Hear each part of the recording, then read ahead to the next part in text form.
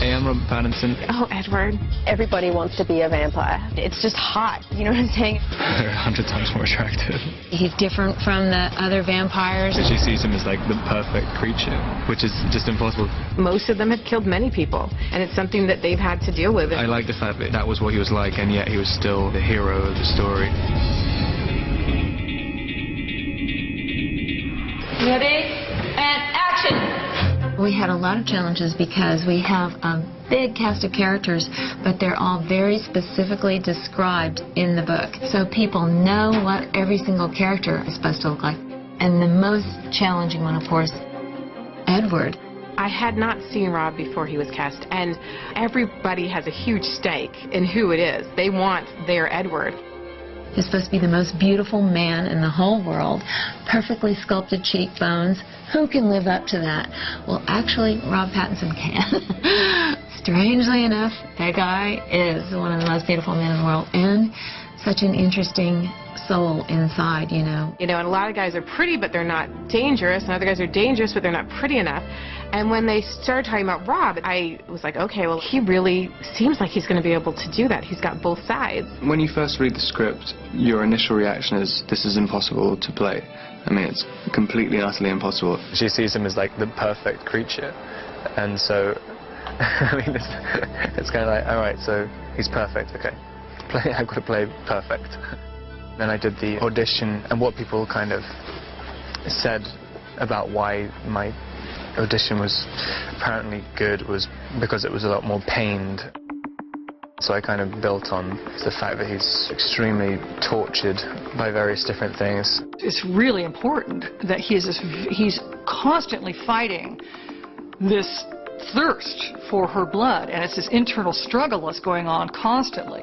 And so that really informed the character a lot as I was writing it. Edward obviously didn't want to become a vampire. He was turned into a vampire when he was unconscious and woke up in this sort of purgatory state which he doesn't appreciate, and someone who you don't know has just put you in a situation which is very difficult to understand. I mean, if someone just gives you eternal life when you've already accepted that you're dead, and also that you have to kill people, you're always going to have to live with that.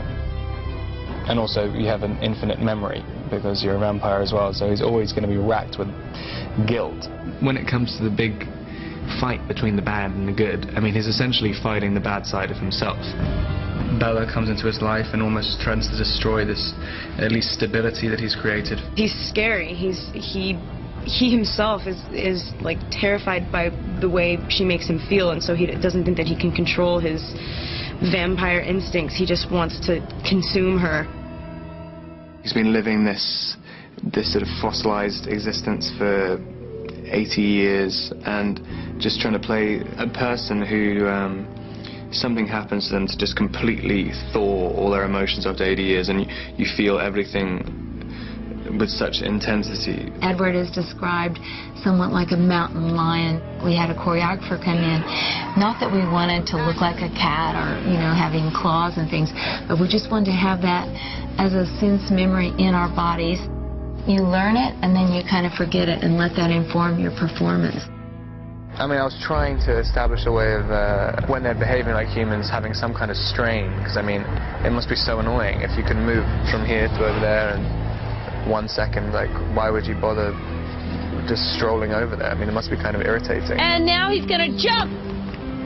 There's a lot of jumping around in trees. Edward seems to have a affinity with trees. But when you've got to do wire work, when you're like supposed to do it with finesse, that's kind of interesting and impossible. You better hold on tight, spider monkey. I like that the only thing in his room when we went to the set, when we did the scene in his bedroom, is just music, and that's I kind of like that sort of OCD type of behavior. I kind of related to that. Claire alone is great.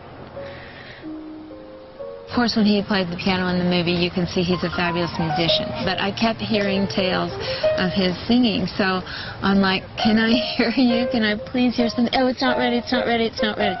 I sometimes play gigs just by myself, but generally I play in these tiny little places with hardly anybody watching all the time. I said, just no matter if you hate it or whatever, just put 5 tracks down, you know, whatever. Are you sure there isn't anything I can get for you? No, thank you. And he did it, and we took 2 of them and we put them in the movie, and they worked fantastically. Did you follow me? So in the restaurant scene where Bella and Edward had their date, in the deep background you hear one of Rob's songs. It's called Never Think. Which makes it really personal, like a love song. It's very beautiful. It's him playing the guitar. I don't have the strength to stay away from you anymore. Then don't.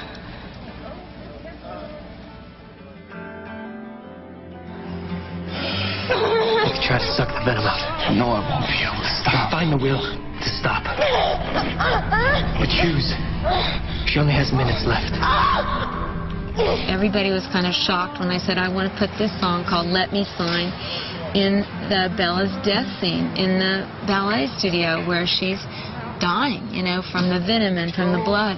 I didn't know where they were going to put it. Like Catherine said, I put it in an unusual spot. And I thought it was going to be on the end credits. So I thought, well, you can put anything on the end credits. I mean, that's fine. But it kind of, just the mood of the song really, really fits the mood of the scene. And it's kind of like you don't expect it to hear a song, and you just hear the song of such deep anguish and pain that it's so powerful and so emotional that it's beautiful. I'll wrap you in my arms and let me sign. A lot of guys can get a lot of tips from the way Edward acts with girls. He knows how to charm the ladies. He's creative and crazy and fun and drives fast cars, but he will go down to the wire to save his woman. He just has nothing else, and so everything is dedicated towards this girl, everything in his life. And so I kind of built on that.